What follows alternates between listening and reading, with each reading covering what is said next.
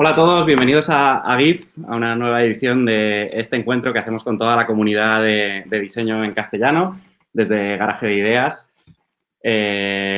Como sabéis, este evento lo organizamos desde este estudio en el que estamos especializados en el diseño, el data y la tecnología. Ya somos más de 120 personas trabajando en todos estos ámbitos y bueno, os hemos estado acompañando a lo largo de todo este año con un montón de charlas que cerramos hoy. Hoy es el día en el que se cierra el ciclo de charlas de GIF con una invitada realmente especial.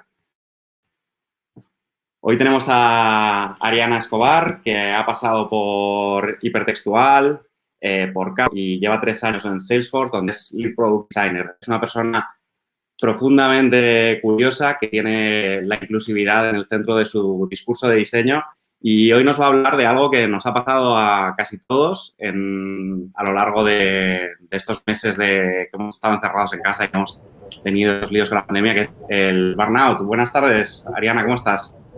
Hola, ¿qué tal, Carlos? Bien, todo bien, ¿tú qué tal? Uy, me parece que estoy teniendo un problema con el audio de mi ordenador, así que, bueno, simplemente te presento, no te estoy oyendo, pero bueno, veo que me oís a mí. Simplemente deciros que a lo largo de la charla podéis dejar las preguntas en los comentarios de LinkedIn y al final se las plantearemos a Ariana, ¿vale? Pues nada, todo tuyo, Ariana. Estamos deseando que nos des esos trucos para no acabar quemados. A ver, ¿me escuchas ahora? A lo mejor era yo. ¿Sí? ¿Me escucháis? Que no quiero empezar y que no me vayáis a escuchar. Bueno, yo empiezo y si no me escucháis... Se te escucha perfectamente, Ariana. Gracias. El problema es que creo que Carlos no nos estaba escuchando, pero a ti se te escucha y se te ve perfectamente. Vale, así que si quieres, empiezas a presentar y ahora nos vemos en la ronda de preguntas. Vale, genial, gracias. Hasta ahora. Muy bien, gracias. Bueno, pues nada, hola a todos, buenas tardes, buenos días, no sé en qué parte del mundo estaréis, así que muchas gracias por dedicarme este ratito de vuestro tiempo, por estar aquí, si estáis en España, después de trabajar, una tarde de jueves, ya julio, así que nada, muchas gracias, espero aportaros algo de valor en esta charla. Yo, como ya has dicho, Carlos, os vengo a hablar del burnout. Y antes de empezar, realmente lo que primero que voy a hacer es reconocer el mes del orgullo que acaba de terminar, de celebrar a toda nuestra comunidad LGTBI, que este año más que nunca hay que celebrar y que nada, espero que hayáis tenido un gran mes del orgullo. Así que nada, eso antes que cualquier otra cosa. Así que venga, vamos a empezar. Alrededor del mundo, 3 de cada 5 trabajadores dicen que sufren de desgaste profesional, de síndrome de desgaste profesional, que se conoce en burnout, como en el inglés. Un estudio americano del año pasado situaba la figura en 3 de cada 4. Imaginaros la magnitud del problema. Este libro de Anne Helen Peterson, que es una antigua reportera de BuzzFeed News, declara que el burnout aflige a toda mi generación.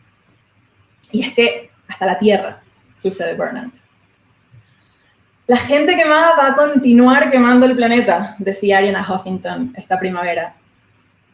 Y el burnout, ya existente antes de la pandemia, con ella no ha hecho nada más que empeorar, como reportan los grandes medios del mundo. Yo en 2020 tuve la suerte de trabajar en un proyecto increíblemente estratégico para mi empresa, me ayudó a crecer como diseñadora, me abrió muchas puertas dentro de la empresa, ayudó a que me ascendieran a lead designer muy rápido y a la vez me hizo experimentar por primera vez el burnout.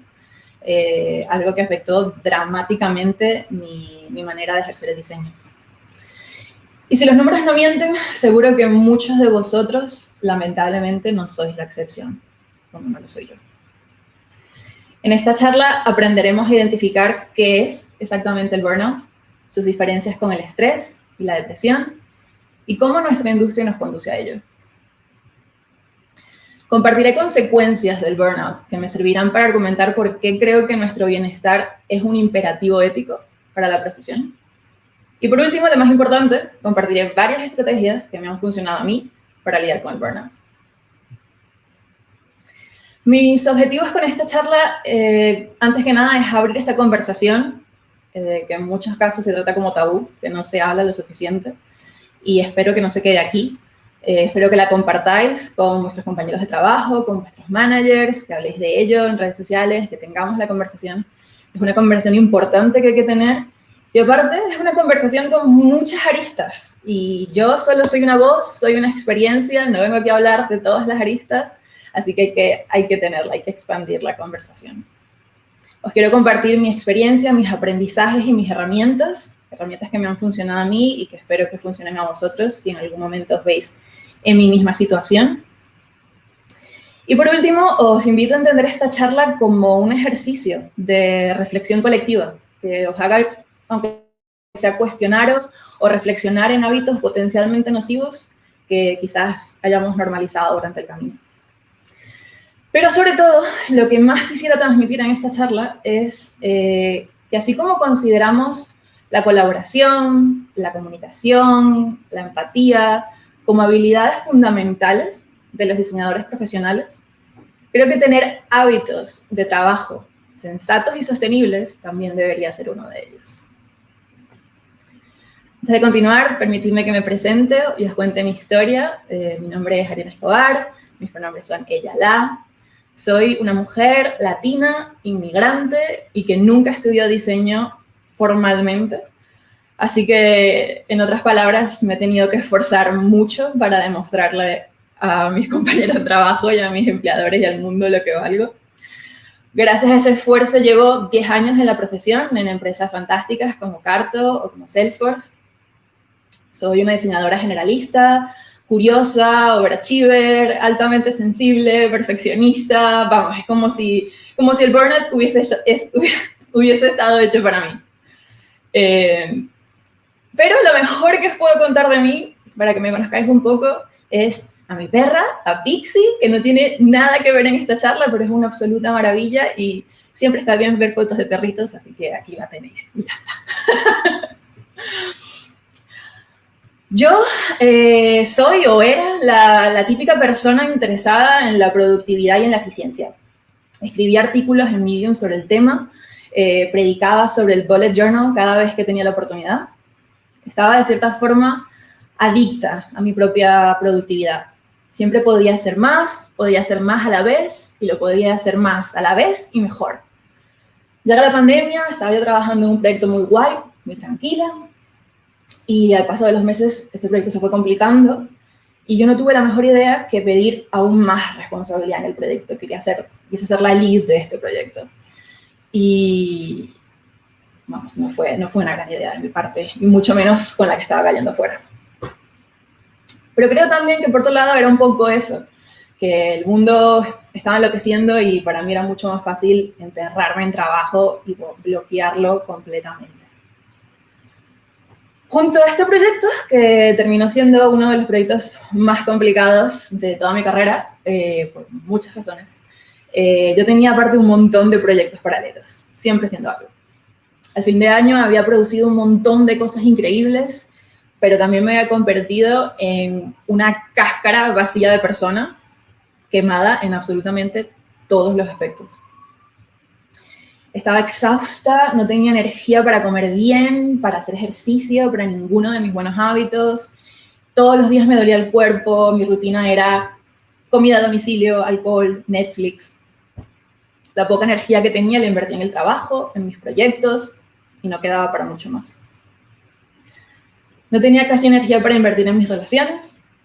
Tenía, por supuesto, familia, amigos, pareja, pero estaba tan consumida por mi carga de trabajo y la ansiedad que me producía que no tenía la capacidad de estar suficientemente atenta o presente con ninguno de ellos.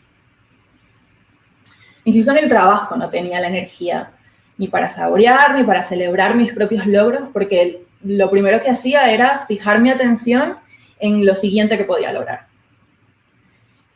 Este proyecto en el que estaba me frustraba, y lo único que hacía era generarme estrés y yo tenía tal visión de túnel que me sentía incapaz de proponer cambios al proyecto o al proceso, solo era capaz de quejarme y de sufrirlo. Estaba emocional, física y mentalmente quemada. Pienso que gracias a, no sé, mi particular introspección, mis aprendizajes en terapia, el apoyo de mi pareja, de mi equipo, fui capaz de identificarlo rápido, antes de que fuese peor. Pedí ayuda a todos ellos y me enfoqué en hacer todo lo que fuese posible para salir de ese estado. Decidí hablar con mi manager, le conté cómo estaba, le pedí que por favor me cambiara de proyecto y tengo la suerte también de trabajar con una gente fantástica que pone nuestra salud y la de nuestra familia por encima del trabajo y la verdad es que recibí todo el apoyo posible. Reducí mi carga de trabajo tanto dentro de él como fuera de él y decidí enfocarme en mí y en lo que mi cuerpo necesitaba. Pero aunque yo hubiese dejado esos factores estresantes atrás, mi cuerpo no se había enterado del cambio. El cuerpo, lamentablemente, no entiende el pensamiento racional. Tenía que hacer mucho más que trabajar menos. Necesitaba rehabilitar mi cuerpo, mi mente y dejar atrás años de malos hábitos. Así que la Ariana que veis aquí hoy es una Ariana que está todavía en proceso de recuperación. No me siento quemada como me sentía antes, pero he aprendido a cuidarme a mí misma y todavía estoy poniendo estos aprendizajes en práctica y curándome de mis malos hábitos del pasado. Siento que la forma en la que trabajamos ayer, hoy, mañana, rápidamente se convierte en el status quo hasta que de repente trabajar de una manera insostenible comienza a verse completamente normal. Tengo la impresión de que es algo que nos ha pasado a muchos de nosotros, que hemos heredado y aprendido malos hábitos de trabajo de nuestra propia cultura y de nuestros propios compañeros, y que las formas de trabajo en la tecnología y en el diseño no han hecho nada más que reforzarlos. Así que os pregunto, ¿por qué estamos tan dispuestos a trabajar de esta manera y no hacer nada por mejorarlo? Yo creo que ahora que algunas partes del mundo empiezan a abrirse, que muchos han recibido la vacuna y nos volvemos a adentrar al mundo, esta conversación y esta búsqueda de nuevos hábitos es particularmente importante. No deberíamos hacer la vista gorda de todo lo que ha pasado en este año y medio y cómo eso nos ha afectado, quizás incluso en formas de las que no somos del todo conscientes aún. Mientras nos adentramos en esta nueva realidad post-pandémica, es momento de repensar nuestra forma de ver nuestro bienestar y nuestra salud mental. No estar deprimidos no quiere decir que no la estemos pasando mal. Antes de mirar hacia adelante, veamos un momento al presente. ¿Cómo hemos llegado aquí? El burnout no es cuestión de la pandemia, viene de antes. Llevamos décadas viviendo en esta narrativa social de que para ser exitosos hay que sacrificar nuestra salud, nuestras relaciones o cosas que son importantes para nosotros, que hay que echarle ganas y trabajar un montón. Y así estamos. Vivimos en una sociedad adicta a la productividad, en la que para justificar nuestra existencia tenemos que producir cosas y consumir cosas. Un hipercapitalismo fuera de control completamente. Desconectando completamente de nuestros cuerpos y solo viviendo en nuestras cabezas y en nuestras pantallas. Somos una cultura completamente obsesionada con los datos, lo cuantificable, la productividad, la velocidad, los KPIs, los OKRs, los quarters. Procesos que en muchos casos son completamente sobreinventados y que a veces se interponen en el camino de la creatividad y de aportar valor al mundo, de verdad. En Estados Unidos lo llaman el hustle culture. Esta idea de que el profesional ideal siempre está disponible, siempre está en el trabajo, siempre está en una reunión, siempre está dándolo todo por el trabajo. Y cuando no está dándolo todo por el trabajo, le está dando todo por sus side hustles, sus proyectos paralelos. Me canso nada más de pensar. Este hombre, que tiene un nombre que probablemente vaya a pronunciar mal, pero es Byung-Chul Han, tiene un libro maravilloso que se llama La Sociedad del Cansancio, y que os lo recomiendo mucho. Es un libro fantástico, aunque un poquito oscuro. Y en este libro, él argumenta que hemos pasado de rendirle cuentas a un capataz o a un jefe de la antigua usanza, bueno, y que seguro todavía hay unos cuantos así, a obligarnos a nosotros mismos a rendir, a competir contra nosotros mismos, a querer superarnos constantemente, a mejorarnos todo el rato. Hemos cambiado esa coerción externa por una interna que se hace pasar por libertad. Que a día de hoy coinciden la autorrealización y la autodestrucción. Pero, ¿qué es exactamente el burnout? El término burnout apareció en los 70s por un psicólogo americano llamado Herbert Freudenberger. Lo usó para describir las consecuencias del estrés severo y de ideales altos en profesionales de asistencia social, como médicos, enfermeras. Y, o sea, que el burnout en sí lo que implica es una consecuencia patológica de estrés crónico acumulado. Es un síndrome ocupacional, como lo reconoció la Organización Mundial de la Salud en el 2019. No quiere decir que luego pueda ser considerado una enfermedad como tal, pero ahora mismo se considera un síndrome ocupacional. Y es caracterizado por la combinación de el agotamiento, particularmente emocional, debido a las exigencias del trabajo, la despersonalización o la alineación laboral, que se refiere hasta a la indiferencia, a la apatía ante el trabajo. Empezamos a ver todo lo que hacemos con frustración y con cinismo. Y aparte empezamos a distanciarnos emocionalmente. Y por último, a una baja realización personal o un rendimiento reducido. El burnout empieza a afectar nuestras tareas del día a día, incluso fuera del trabajo, y nos empieza a costar entre concentrarnos, ser creativos, tener pensamientos estratégicos. Y otra cosa particular del burnout es que prevalece sobre todo en profesionales que buscan cuidar y apoyar a otros, como la medicina, como la asistencia social, la educación. Y si me preguntáis a mí, creo que también incluye a la nuestra.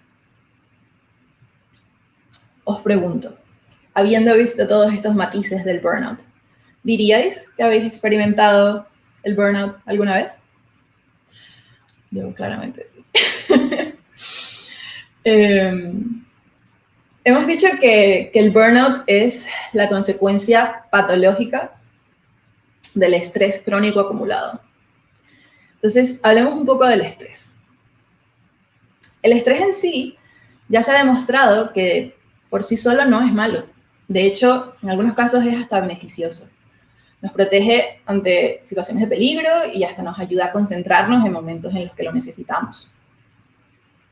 El problema con el estrés empieza cuando nos atascamos en él, cuando no logramos descargarlo y lo empezamos a acumular.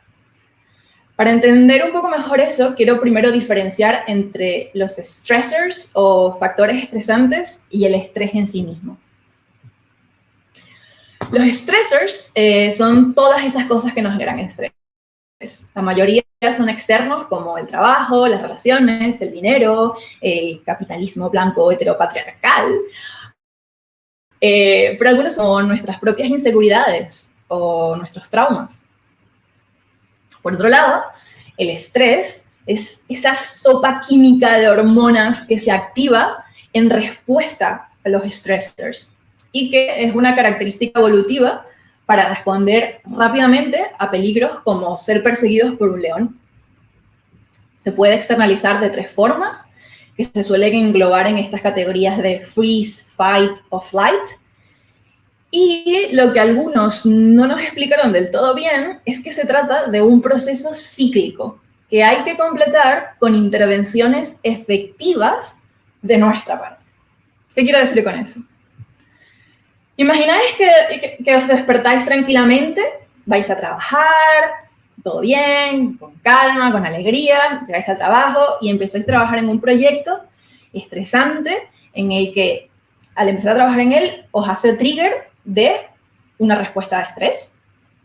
Termináis de trabajar, volvéis a casa, hacéis algo que os ayuda a relajaros, como por ejemplo, no sé, os dais un paseo, jugáis con vuestros hijos, hacéis algo creativo y después de un rato haciendo eso, volvéis a vuestra sensación de calma inicial. Al día siguiente, volvéis a enfrentaros a ese proyecto y el ciclo vuelve a comenzar. Hasta aquí, todo bien, normal, la vida. El problema empieza cuando ese nivel de estrés supera tus recursos para drenarlo y empieza a acumularse, como por ejemplo en este gráfico de la izquierda, y el problema empeora porque nos mantenemos en este estado crónico de estrés elevado durante días, meses, años, y esto empieza a causar desgastes en nuestros vasos sanguíneos, en nuestro sistema digestivo, en nuestros músculos, en un montón de cosas más. La realidad es que el estrés nos mata mucho antes que los stressors. Y mientras estamos lidiando con el trabajo, los niños, el dinero, la vida, nuestro cuerpo está solito aquí intentando lidiar la batalla contra el estrés sin que nosotros hagamos mucho por ayudarle. El otro problema es que nos cuesta mucho entender que las estrategias que lidian con los stressors no tienen casi ninguna relación con las estrategias para lidiar con las respuestas fisiológicas de nuestros cuerpos. Está bien, perdón, un momento. Está bien también pensar que o tener la reflexión de que el burnout, como lo pensamos, a veces no siempre es burnout. También puede ser depresión. El burnout y la depresión se parecen mucho. Tienen síntomas parecidos como el agotamiento extremo, sentirse triste o tener un rendimiento reducido. De hecho, precisamente porque los síntomas son tan similares, algunas personas diagnosticadas con burnout están realmente deprimidas. Y esto es un problema porque a veces al autodiagnosticarnos con burnout y empezar a hacer cosas para tratarlo, puede ser peor porque podemos estar teniendo un tratamiento completamente equivocado a lo que realmente nos pasa. Así que al final es importante tener cuidado con todo esto del autodiagnosis y hay que ir a especialistas a dejarles hacer su trabajo y que nos diagnostiquen a nosotros. También es verdad que hay algunas características del burnout, tal como lo entiende la ciencia a día de hoy, puede que cambie en el futuro, que son bastante específicas. Por ejemplo, en el burnout, la mayoría de los problemas suelen ser sobre el trabajo, mientras que en la depresión, los sentimientos y pensamientos negativos suelen ser un poco de todas las facetas de la vida. También la depresión tiene otros síntomas, como la falta de autoestima, la pérdida de esperanza, tendencias suicidas, que no son síntomas típicos del burnout. Entonces, las personas con burnout no siempre están deprimidas, pero les puede incrementar mucho el riesgo de que lo padezcan. Así que hay que tener cuidado. Y también es verdad que puede que no sea ni una cosa ni la otra. Y yo sería muy ingenua si no mencionara que también cabe perfectamente la posibilidad, pero perfectamente, de que simplemente estamos siendo explotados. Esto es así y sigue pasando a día de hoy en muchísimas industrias. Nosotros quizás desde el diseño tecnológico tenemos la suerte o el privilegio de vivir en esta burbuja o boom de la tecnología en la que en general ganamos bastante bien, tenemos buenas condiciones, hay mucha oferta laboral, con lo cual no deberíamos tener que estar aguantando muchos malos tratos, pero aún así seguro que pasa. Yo, en esta charla, no voy a hablar de las cosas que nuestros empleadores deberían hacer para protegernos ante el desgaste profesional. Creo que es una perspectiva completamente importante y necesaria, pero yo personalmente no tengo la experiencia para hablar de ello, así que me voy a centrar en lo que podemos hacer por nosotros mismos, que es lo que yo he hecho por mí. Aunque he recibido también ayuda de mi empleador, pero creo que en lo que os puedo aportar valor es en lo que yo he hecho por mí. Vale. Ahora quiero hablar un poco de por qué opino que evitar el burnout y mantener nuestro bienestar no es solo importante para nosotros como individuos, sino también un imperativo ético para nuestra profesión. Ese concepto, que en inglés se conoce como self-care as an ethical imperative, proviene también de estudios sobre profesionales de la salud y es algo muy importante en particular para la rama de la psicología. Los psicólogos que no se cuidan suficiente son menos propensos a ser profesionales competentes y si su salud mental o su salud física afecta su forma de trabajar, su forma de cuidar a sus pacientes, pueden entrar en un conflicto ético porque sus habilidades para ayudarles están siendo comprometidas. Y en mi opinión, a nosotros nos pasa exactamente lo mismo. O sea, la naturaleza de nuestra profesión en la cual estamos en contacto con nuestros usuarios y sus problemas, abogando por ellos, las soluciones que realmente les pueden ayudar, sirviendo en muchos casos de nexo entre las diferentes disciplinas de nuestras empresas y sin contar en todas las otras personas que puedan ser dependientes de nosotros de alguna u otra manera. Creo que es terrible para nosotros y para nuestra profesión creer que somos inmunes a nuestra propia humanidad y que no nos hace falta buscar ayuda o cuidarnos hasta que entramos en crisis y lo mandamos todo al garete. Así que veamos exactamente algunas cosas que nos pasan con el desgaste profesional. No nos permite enfocarnos en nadie más que en nosotros mismos. El estrés tiene que ser un proceso limitado, que acabe en algún momento. No estamos diseñados para en altos estados de estrés todo el rato. Cuando esto ocurre, el cerebro entra en una especie de modo de supervivencia. Nos empezamos a enfocar solo en nosotros mismos. Nos volvemos hipersensibles a las cosas más simples. Empezamos a tener visión de túnel en la que solo vemos lo que tenemos delante y nos empieza a costar muchísimo enfocarnos en cualquier otra cosa. Y si nos cuesta enfocarnos en nosotros mismos o en las personas que más queremos a nuestro alrededor, imaginaros con nuestros usuarios. Cambia la manera en la que procesamos la información. Todo nos cuesta tanto y estamos tan enfocados en no fallar en nuestro trabajo porque nos cuesta tanto en ir de una reunión a otra, de una tarea a otra, que nos empieza a costar muchísimo procesar otras cosas y activar la parte del cerebro que es la que nos ayuda en procesos de toma de decisiones, a la adecuación del comportamiento social al momento, a procesos cognitivos complejos. Y lo que ocurre es que perdemos perspectiva, perdemos pensamiento estratégico y muchas capacidades que son completamente necesarias para el trabajo creativo. Perdemos el interés y la motivación en la profesión. El estrés se sigue acumulando y eventualmente empezamos a perder el interés. Es la broma constante de nuestra profesión, que cuando la vamos a dejar y convertirnos en, no sé, panaderos, artesanos o cualquier otra cosa que no tenga absolutamente nada que ver con lo que hacemos ahora mismo. Es la broma constante. Y por último, en mi opinión, la más peligrosa de todas, nos deja de importar. Muchos de nosotros entramos en esta profesión.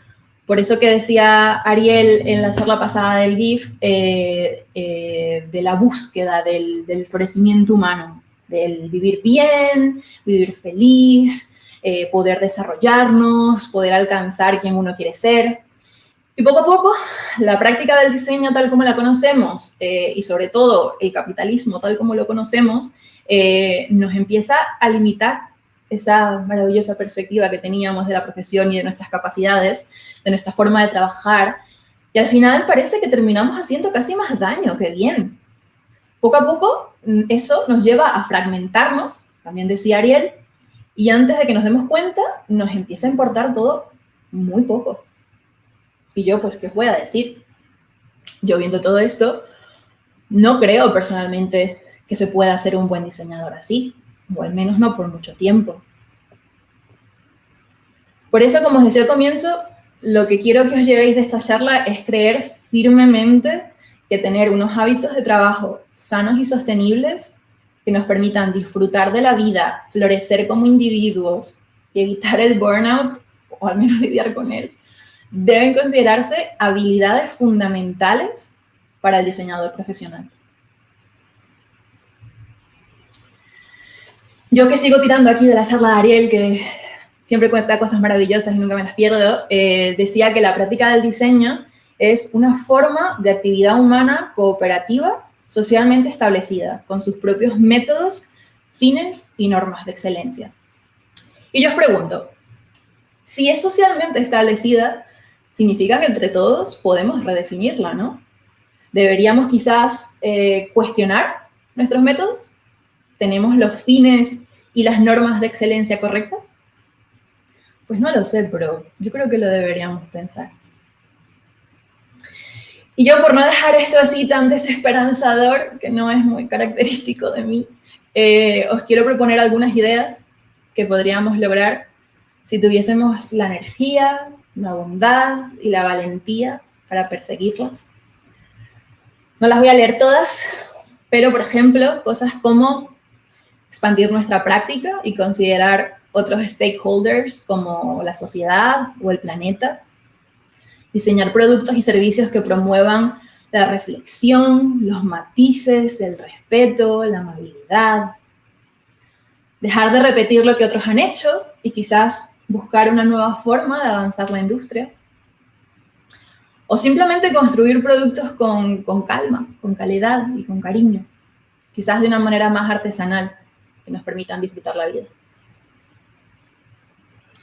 Como dijo John Gould en el último config, tenemos que elegir los ancestros que seremos. Somos responsables de cambiar el status quo y debemos empezar por nosotros mismos. Y vosotros, os lanzo la pelota. No tenéis que responder ahora, pero pensadlo. Si tuvieseis la energía, la bondad, la valentía, ¿qué os gustaría aportar a la profesión?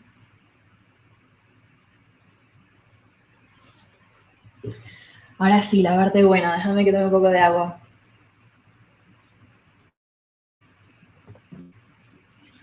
Cuando estás quemada, los problemas se ven insuperables. Todo se ve desolador, nos cuesta horrible que el trabajo nos importe y mucho más conseguir las energías para ayudarnos a nosotros mismos.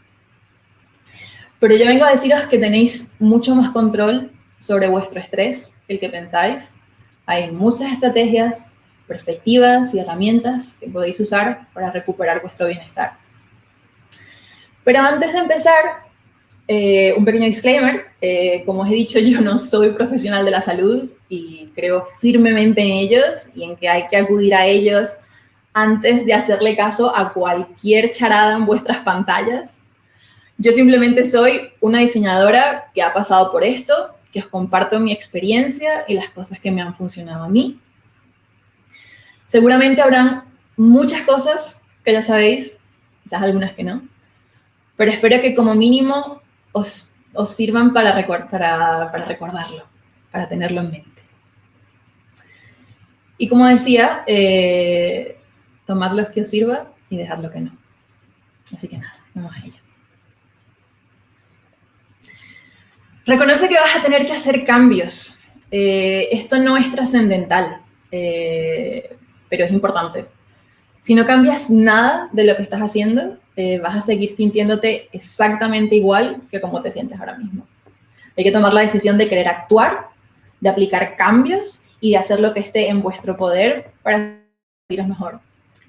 Y antes de hacer cambios en nuestros comportamientos, es importante empezar por nuestra perspectiva, por todas esas actitudes, pensamientos, sentimientos, creencias que probablemente tengamos que cambiar para poder crear esos cambios de comportamiento y que ese bienestar llegue y perdure.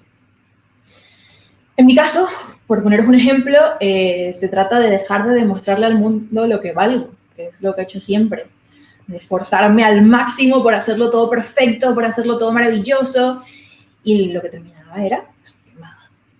Ya lo he demostrado y me lo tengo que meter en la cabecita de que ya lo he demostrado, que mis compañeros ya lo saben.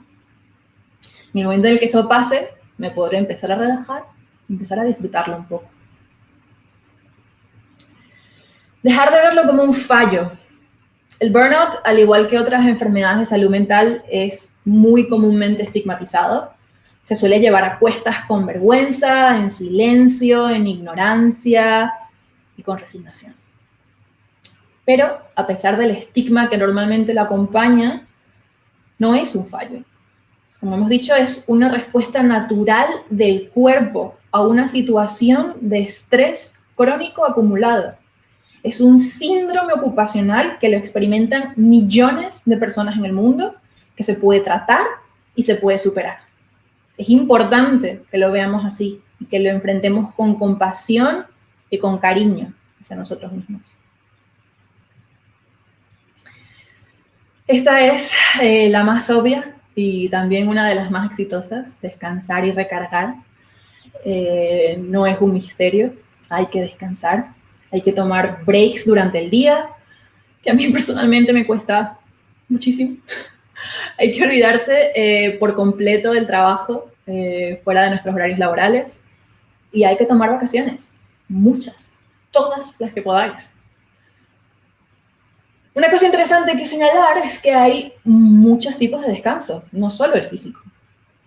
Y yo os invito a explorar otras formas de descanso que quizás os puedan estar haciendo falta, como por ejemplo descanso sensorial, crear silencios intencionales en los cuales puedas escucharte pensar y sentir, en los cuales puedas dejar el ruido, los egos, las noticias, al mundo y centrarte en ti.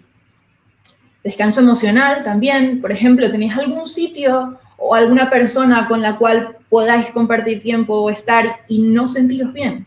En las cuales podáis dejar el control, la compostura y liberar todas esas emociones que tenéis, porque es importante.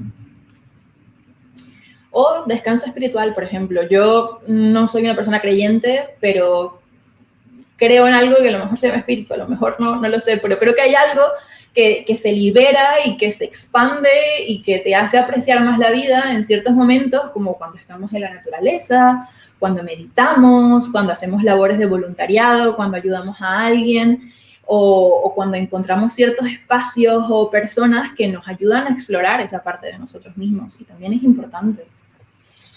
Pero también os digo que aunque todo esto sea muy importante, no puede ser lo único que hagáis. Tenemos que establecer nuevos hábitos que nos ayuden a recuperarnos, que toma tiempo, a veces mucho tiempo, y que si no afrontas todo lo que te llevó al burnout en un principio, los stressors, los comportamientos, los patrones que tenías antes, cuando vuelvas a ello, después de descansar, es cuestión de tiempo para que todo vuelva. Lidia con el estrés. Antes os decía que las estrategias para lidiar con el estrés no tienen mucho que ver con las estrategias para lidiar con los factores estresantes. Que hayáis escapado del león no quiere decir que todavía no tengáis ese cóctel de hormonas en el cuerpo que necesita ser liberado. Así que hay que hacer algo para demostrarle al cuerpo que estamos a salvo. Saberlo o pensarlo no le dice nada al cuerpo. Las técnicas más efectivas para completar ese ciclo de estrés son todas relacionadas al lenguaje corporal. Por ejemplo, la actividad física de cualquier tipo. No hace falta que sea ejercicio. Por supuesto que el ejercicio ayuda, pero puede ser caminar, bailar, tensar y relajar los músculos, todo ayuda. Respirar. Tan simple como inhalar lentamente y exhalar aún más lento, sacar todo el aire del cuerpo hasta que se contraigan las costillas y que sintáis que el cuerpo se hunde. Hacer esto varias veces nos ayuda a regular el sistema nervioso y manda una señal alta y clara al cuerpo de que estamos bien. Las interacciones sociales positivas, compartir momentos agradables con la gente que queremos o incluso con extraños. Simplemente, no sé, sonreírle a un niño en la calle o jugar con un perrito o tener una conversación con quien os ponga el café por las mañanas. Todo esto nos hace sentir que el mundo es un lugar seguro y nos ayuda a descargar estrés. Reírnos, pero no cualquier risa, no jijijaja, no sonrisita falsa, no, risa real, risa a carcajadas, esa risa descontrolada, ridícula, que se adueña de nosotros y nos termina avergonzando, esa risa. Y por otro lado, llorar. A mí, llorar junto con reír son mis go-to cuando me siento mal, porque me hacen sentir maravillosamente bien, muy rápido aparte. Llorar realmente pues no resuelve nada, pero lo que sí hace es que cuando una emoción, cualquiera que sea, empieza a controlar nuestro cuerpo, al llorar se convierte en una expresión física de esa emoción. Y cuando le permitimos que ocurra y que ayude a que esa emoción termine, nos estamos dando la oportunidad de completar el ciclo y que esa emoción pues no se quede atrapada en el cuerpo. Y por último, expresarse creativamente. Las personas que somos creativas sabemos lo bien que se siente externalizar lo que pensamos, lo que sentimos mediante nuestras prácticas creativas y que puede ser pintura, lana, píxeles, comida, bailes, lo que sea, pero expresarse ayuda. Incorporar prácticas de autorreflexión. La reflexión a mí es algo que se me da particularmente bien, es algo que he hecho siempre y que le dedico mucho tiempo. Creo que es fundamental para nuestro crecimiento, pero sobre todo para nuestro bienestar. Sí, dormir una siesta también. Primero hay que ser conscientes de nosotros mismos y cómo estamos realmente para identificar lo que nos hace falta y empezar a hacer algo al respecto. Como decía, a mí se me da bien en general, pero no ha sido hasta que he empezado a incorporar prácticas concretas a mi rutina que no he empezado a ver beneficios en relación al burnout. Específicamente, empecé a hacer journaling casi todas las mañanas mientras me tomaba un café o desayunaba, me sentaba en mi mesa con un cuadernito y me soltaba. Y a veces, no sé, escribía las cosas que tenía que hacer en el día, o a veces escribo a modo diario, a veces son chorradas, pero siempre me ayuda muchísimo a descargar la mente, a descansar mentalmente. No sé explicar muy bien por qué, pero ayuda un montón. Y luego otra cosa que he empezado a hacer este año es tener pues, esta típica sesión de retrospectiva que hacemos en tecnología de qué empezar a hacer, qué continuar haciendo, qué dejar de hacer, pero de mí misma. Me ayuda a valorar todo esto que os estoy contando, todas estas prácticas, si realmente me están ayudando o no. A veces se me ocurren cosas nuevas que podría probar y me ayuda a mantenerme consciente de lo que estoy haciendo y del impacto que está teniendo en mí. Y la verdad es que me han funcionado muy bien. Aprende a reconocer las señales. Completamente relacionado a la autorreflexión, a darnos cuenta de nuestro discurso mental, de las sensaciones de nuestro cuerpo, de nuestro ambiente, actitudes, comportamientos, acciones. La cosa peligrosa del estrés y del burnout es que no aparece de un día para otro. Son graduales y poco a poco se van haciendo peor. Y nosotros con nuestra particular capacidad de adaptarnos a todo, hasta lo malo, y que tenemos un sinfín de capacidades de posibilidades de distraernos y de ocuparnos, pues es muy fácil no darse cuenta de que las señales están ahí. Entonces, recordar los síntomas del burnout, el agotamiento, sobre todo el emocional, la alienación, el cinismo, el pesimismo, la desesperanza, el rendimiento reducido, la falta de concentración, de creatividad, sentir que cada día es un mal día, que no eres capaz de disfrutar tus logros, que sientes que nada importa. Si prestamos atención y nos tomamos en serio esas primeras señales, por más pequeñas que sean, y buscamos activamente cómo reducirlas, podríamos prevenir mucho de esto. Pide ayuda. Es otra de las formas más efectivas y es una de las que más nos cuesta. Es importante asumir responsabilidad de lo que nos pasa, pero sería incorrecto pensar que somos los únicos capaces de hacer algo al respecto. El contacto social es uno de los antídotos naturales contra el estrés, y hablar de cara a cara con alguien que está presente ahí contigo es una de las formas más rápidas de calmar nuestro sistema nervioso. Y como os decía, por favor, buscad ayuda profesional si estáis en un lugar así. El síndrome de desgaste profesional es diagnosticable, la ansiedad y la depresión son diagnosticables, son tratables y son igual de importantes que una dolencia física.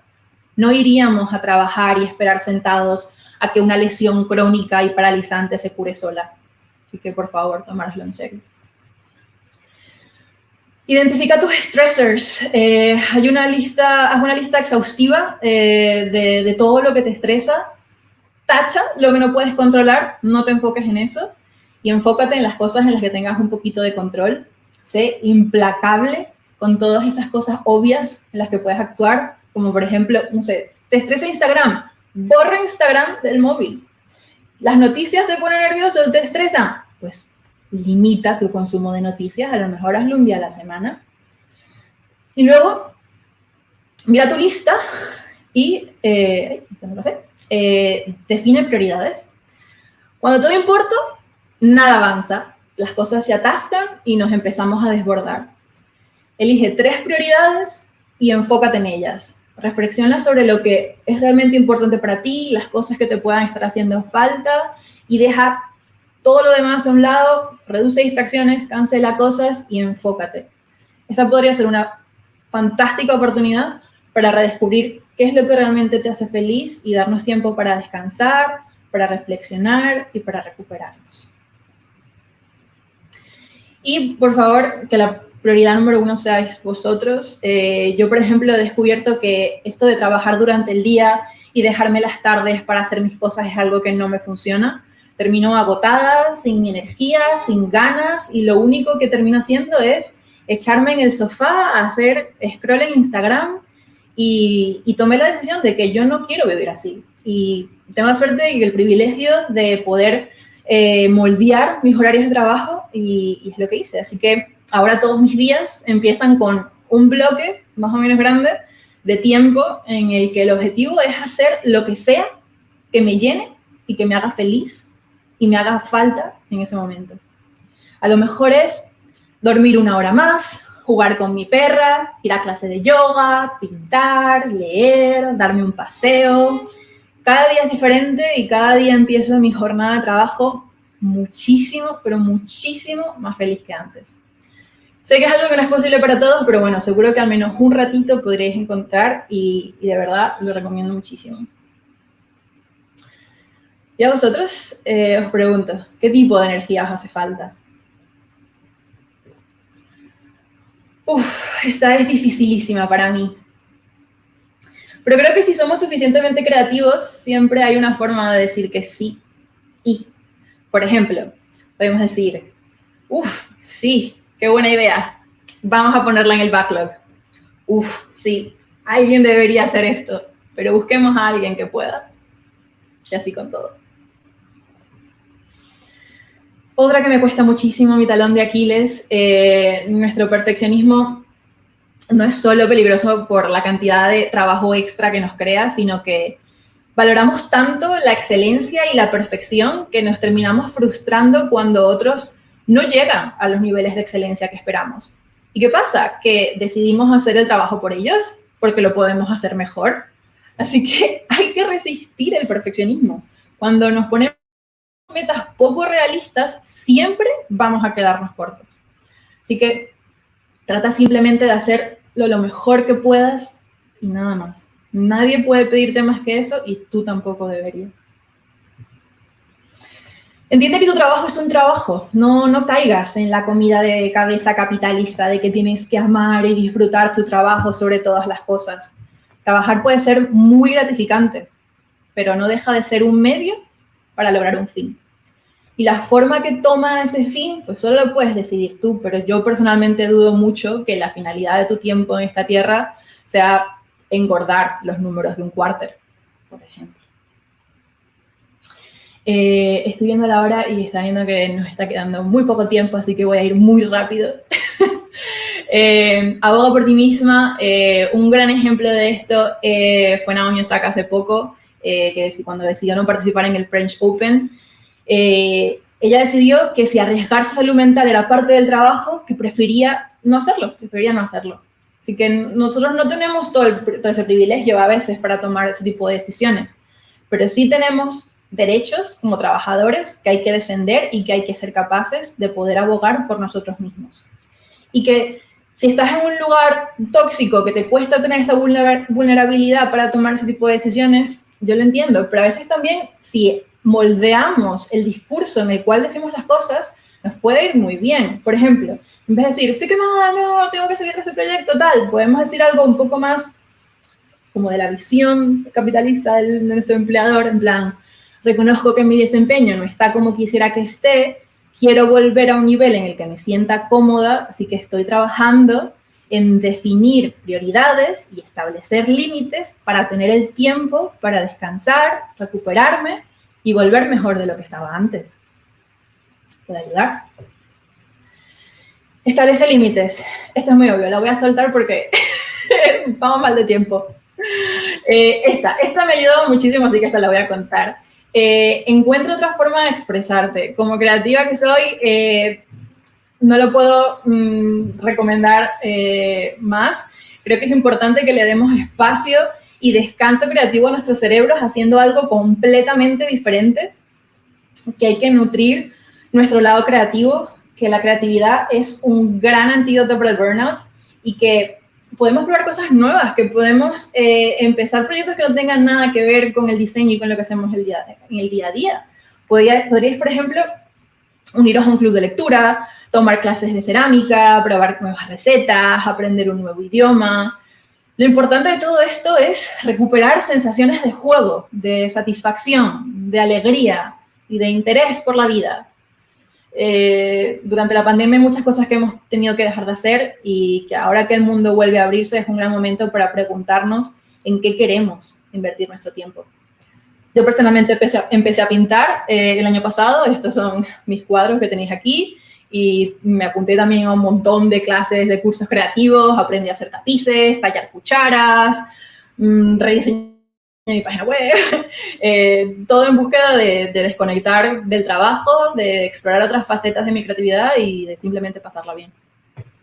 Y por último, algo que no puedo dejar de decir siendo yo, no solo podemos esperar a celebrar las grandes ocasiones, hay que estar presentes, agradecer y disfrutar todos esos pequeños momentos maravillosos. Los psicólogos lo llaman saborear momentos, actividades y todas esas cosas buenas a nuestro alrededor, así que haz que tus días sean un cúmulo de pequeños momentos de alegría y de placer, por más banales que sean.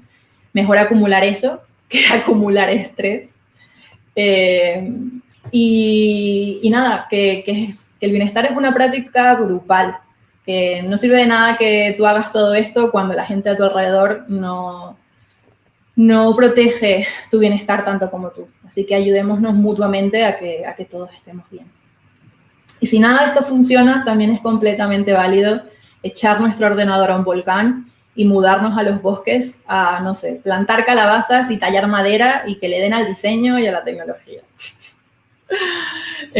Así que nada, hemos hablado de la sociedad del cansancio, de cómo estamos adictos a la productividad, de lo imperativo que es para nuestra profesión que estemos bien, y de todas estas diferentes herramientas y perspectivas para estar mejor.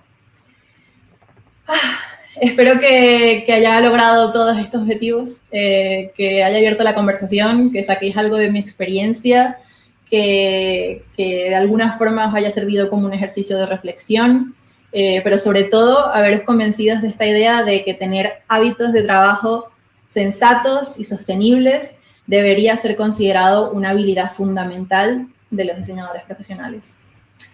Ha llegado el verano, nos vamos de vacaciones a descansar y es un momento ideal para empezar a incorporar algunas de estas prácticas, así que por favor empezad ahora, no volvamos a lo de antes, dejemos de responder bien, ocupadísima cada vez que nos preguntan que cómo estamos, imaginemos cómo podríamos hacer mejor las cosas, sentemos un mejor ejemplo para nuestros compañeros, para aquellos que vendrán después de nosotros y seamos los referentes que nunca tuvimos. Muchísimas gracias por vuestro tiempo y por vuestra atención y espero que os haya gustado. Muchísimas gracias, Ariana. Ha sido súper interesante la charla, todo el recorrido que has hecho por esa cosa que yo creo que hemos sentido todos, ¿no? Gente que somos absolutamente pasionales y que vivimos el diseño con tanta intensidad y de repente llegamos a la apatía más absoluta y no lo entendemos. Ha habido mucho debate en el chat sobre, bueno, muchos comentarios sobre cómo cada uno vive este tipo de situaciones y cómo aplica la compasión cuando se siente con esta situación, con este momento de quemazón total. Nada, simplemente decirte que creo que mucha gente va a repasar esta charla porque tiene muchos consejos que son realmente útiles, especialmente las últimas slides que has pasado ahí deprisa corriendo, que eran... Ya, me servirá mucho para... Completamente. Vamos a sacar nuestros takeaways que publicamos de cada charla de ahí porque eran, bueno, es un manual muy guay para evitar quemarnos con nuestra profesión. Y nada, bueno, se nos ha acabado el tiempo. Sí, lamentablemente. Vamos a seguir la conversación. Siento no haber dejado tiempo para las preguntas, pero volveré ahí al chat en LinkedIn y intentaré responder por ahí. Bueno, sí. Ha sido muy interesante, hemos estado todos muy enganchados, así que te agradecemos muchísimo que hayas cerrado este ciclo de más de 20 eventos que hemos hecho a lo largo del año y que vamos a dejar hasta septiembre, que tenemos preparado un line-up increíble, pero bueno, vamos a descansar un poco para no quemarnos, para recuperar fuerzas, alinearnos con nuestros hobbies y nuestras relaciones. Muy bien, pues nada, muchas gracias por haberme invitado. Un honor haber sido el cierre de esta temporada de GIF y nada, muchas gracias. Muchísimas gracias, Ariana. Que pases muy buen verano y al resto también nos esperamos en septiembre con muchas más charlas como esta. Gracias. Chao. Chao.